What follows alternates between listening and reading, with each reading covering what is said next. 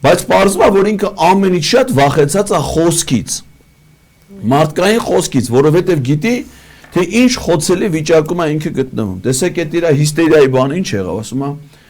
ես նախագահներին, այդ 3 նախագահներին հրավիրել եմ բանավեճի, իրանք չեն գալի, բայց իրանք երեխեքը, թոռներին, հարսներին, փեսաներին, հիմար ասենք խոսում է, լավ ով է մեղավոր, որ դու ոչ կնիկ ունես, ոչ կարգին երեխա ունես, երեխու տեղը չգիտես, ասենք հերես, չէ, մեկ այսօր հարսնի ասի, հերես, արա, տղա, դու ուր ա, ասենք վերջին անգամ դու դրան քո աշկով երբ ես տեսե, գիշերը որ ժամին է քնե, առավոտը որ ժամին է արթնացե, ինչա կերե, ինչա հագե, ուր ա գնացե, չէ, մեծ տղա է բանակից է զորացրված, ոչ սովորում է, ոչ աշխատում է, ասենք,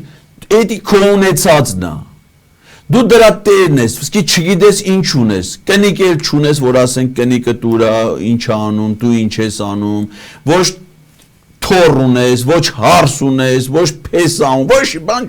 մեր մեղքը որն է, որ դու հայտնվել ես այդ կոմպլեքսների մեջ, մարդիկ էլ ունեն ամեն ինչ։